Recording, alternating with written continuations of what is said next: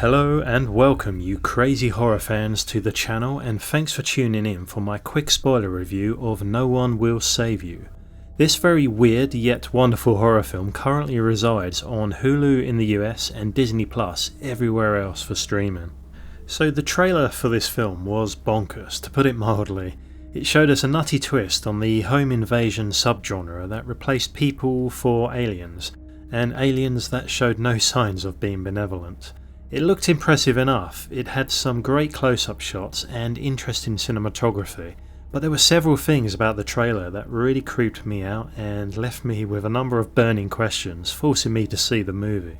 I do have some theories as to the ending of the film, which was a bit confusing, but if you watch my review long enough to hear them, I'd love it if you posted your thoughts and how you interpreted the film in the comments section, as this one is a bit of a head scratcher, so any new theories are welcome here, trust me. With only a few words spoken in the whole film, I was incredibly impressed with Caitlin Dever's performance as the main character, Bryn, who lives alone in a small town somewhere in Louisiana. Caitlin is not only the star of the movie, but aside from some townsfolk you see occasionally, she's pretty much the only actor we meet and follow narratively. I never expected the film to rely on such a high amount of facial and physical expression rather than dialogue, but I feel it was absolutely the right call to hinge all bets on an actress like Caitlin. If any of you have seen her in the miniseries Unbelievable, then you'll understand what I mean. She somehow manages to place herself firmly in that sweet spot right between overacting and not quite hitting the mark. She nails it and maintains this consistent believability throughout the film. The icing on the cake is that the writing is good enough that we actually have a spooky film that is almost void of stupid character decisions and those typical tropes you might expect to see in every bland horror film. The first act felt like a different film altogether. The setup was subtle and mysterious as we get our first warning signs that there's trouble in paradise, and undeniably some red flags about Bryn and her past that we aren't supposed to know just yet. If you had no knowledge about this film going in and hadn't seen the trailer, then I think it would have been interesting enough if the film just continued with her story as we uncover some dark truths about her past and how she moves forward with what haunts her, which is the incident in her past that is kind of revealed at the end of the film. But then the movie really begins, and the other thing happens that kind of disrupts any attempts for her to make amends with the community around her. By this point, it's very evident that the film is trying to tell two stories in parallel, the alien invasion being the more obvious narrative, although the reasoning behind the invasion is anything but obvious. We'll get to that later. The other side to the story starts out much more shrouded in mystery, and that has to do with her anxiety-ridden and reclusive lifestyle. But not all is as it seems, and we'll talk about how the film cleverly bridges together two parallel stories into one plot point in just a bit. From the get-go, we learn through a series of habits and mannerisms that clearly something is wrong with Bryn's life. She avoids people like the plague and resorts to reclusive behaviour. We see her attempting in small and shy efforts to engage with her local community, whether it be a reluctant trip into town or riding her bike past a neighbour's house. All efforts, however, are emphatically rejected, with dirty looks or even some spittle in the face in one scene. So you'd think to yourself, what has this charming young lady done to deserve this? And just to add more kindling to the fire of mystery, we also witness her housebound habits of writing apology letters to someone named Maud, and maintaining what seems to be a Tinseltown miniature reconstruction on a table of the very town she lives in. We also get the sense she is mourning for her mother, who may have passed recently, but before we can learn anything more about her unfair treatment or potential sins of the past, the invasion begins. One thing that surprised me throughout the film was the amount of time the camera spent on the aliens. Usually in horror, I find the tried and true formula of less is more to be the best method for maximum tension and scares, but that's not the case in this film. They certainly were not shy in presenting our protagonists in their full and extremely visceral forms. The director, Brian Duffield, manages to utilise some excellent camera work in almost every shot of the film. It was well executed and cleverly took time to show us more of the intruders than you might expect to see, oftentimes lingering on the creatures and their behaviour for some very creepy and jaw-dropping imagery. There were moments when I just assumed after seeing a quick glimpse of one of the beings in question that I thought to myself, well, this is the part where the camera usually pans away or cuts to something else, but on the contrary. My eyes were fixated on the screen during these tense scenes, and I experienced a very strange mix of unnerving delight and shock. Not only did we get to see a decent amount of footage of the aliens, but also the very process of their mannerisms and biology in action. I loved how creative the filmmakers got with all the different designs, as well as the way their bodies were able to function. I really enjoyed those moments of mild body horror as we would POV from one of Bryn's hiding locations, whether it be under the bed or sandwiched between cupboards in the kitchen. It was fascinating to observe how the aliens would move and interact with their surroundings. I mean, everything in this movie was thought-provoking and calculative, but also having the same attention to detail applied to the biology and movements of the alien is, again, very important in a film with no dialogue. I was blown away when we saw the creature's foot, which sort of had fingers instead of toes, so it could essentially climb anywhere it needed to, and did so quickly. Or the use of telekinesis, which was their more dominant tool or weapon.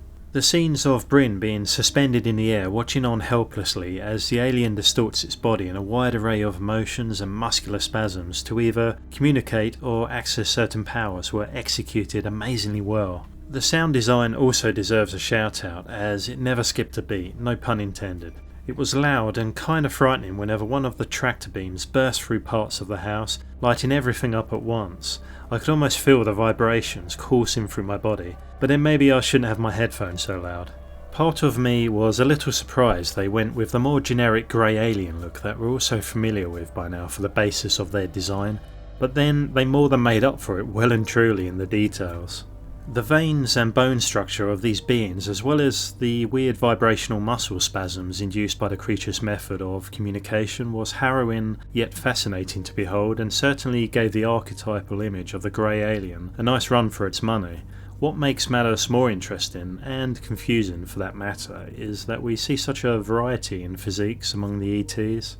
I honestly couldn't figure out if there was supposed to be a family on every flying saucer, or if they just came in different shapes and sizes. Maybe they had their scientists as well as their soldiers, just like we do. We had all sorts of scary bastards, from a giant daddy longlegs right down to an angry baby ET with large talons. At the time, I think it made more sense to me that the smaller aliens were the adolescents perhaps, and the larger beings were adults that varied drastically in their length of limbs and whatnot. I thought it was also a great move to incorporate the use of some kind of symbolism that the ETs would physically perform whenever they needed to issue commands to their spacecraft. At least that's what I assumed was the reasoning behind their freakishly odd motions they would act out. Maybe these creatures are simply just so advanced and evolved way beyond our understanding that they can biologically sync with the craft they use to travel across the cosmos in. If there is one thing you can say about this film, it's that they sure did have some thought-provoking moments that certainly add to the enigma of the aliens. I can imagine people will be very divided after watching the film. About 2/3 of the way through, I probably was in the same boat as everyone else in my confusion as to what was going on and if the outcome would actually resolve all the hows and whys of the movie, and if it would at all. But I was more than happy to stick with it because something about the underlying theme of the film felt somewhat profound, like there was a strong message hidden and slowly being revealed to us as the film went on. As the film approached its final minutes, I kept thinking, please don't end abruptly. I was struggling to make sense of the final scenes and how they relate to the rest of the film, and every time I thought the credits were about to roll, another scene would appear to my delight. When the film did finally end, I'll be honest with you, I'd be lying if I said I didn't feel more than a little bewildered, but at the same time I had this overwhelming feeling that all the answers were adequately given to us but just needed to be placed together to make sense. So what could have been a simple yet fun alien invasion horror flick to catch maybe on a Sunday night on streaming actually turned out to be so much more. I believe hidden away in this little odd horror film are meaningful messages and a strong theme. It may be that the writers and director knew exactly what that was. However, I found many aspects open for interpretation. Who knows, maybe that was the intention, but there are a few grounded notions I can certainly discuss. I think everybody's going to have their own theory about what the film meant to them and the significance of the ending. For me, I saw two possible outcomes that made more sense than anything else, with maybe a third being still a high possibility. The first is that they came to invade and conquer, but something about Bryn's struggle, her regret and the shame she feels for killing her childhood friend Maud, which was her dark secret all along. Maybe this is enough for them to spare her from the fate the others now face. Maybe there is some altruistic notion and empathy the aliens harbour for her. It is also tough to figure out exactly what happened to the rest of humanity. Are they now controlled by these body snatcher parasites or completely taken over, long gone? Do they now live in worship to their new sky gods, or is there something less sinister going on? The second outcome is that they never spared Bryn at all. Maybe her newfound joy and companionship with the rest of the assumingly mind-controlled town is now just part of this euphoric lucid dream she lives in, caused by the parasite she swallowed. So maybe they got to her and this is what everybody experiences. But why? This is what bugs me. A species this advanced can travel across an ocean of stars. Why would they require anything from us? Surely they have full access to resources, and therefore what benefit would they get from us living in such a subservient fashion? The third and more unlikely option is that they came to teach us to be kind to one another. As cheesy as this sounds, it is still a viable conclusion. So maybe the parasites that now live in our throats are just a temporary minor adjustment in a very extreme case of behavioural therapy. Then one day they'll disappear and we'll all be better for it, who knows? What I do know is that the strongest message in the film is all about redemption and the journey that Bryn has travelled from self-loathing, fear and regret to finding some form of peace by the end of the film. This has to mean something, and surely it must tie in somehow with potentially what the aliens decided to do with her in comparison to the rest of the town. I'll stick with my first theory for now, in that she was allowed her freedom and free will in a town that is now forced to like her, but honestly I still feel like I've missed the point completely. So please let me know your thoughts and theories as to what the ending meant to you. I can't wait to read them, as one of us is bound to be right on the money, surely. So thank you very much for watching, and see you next time. Take care.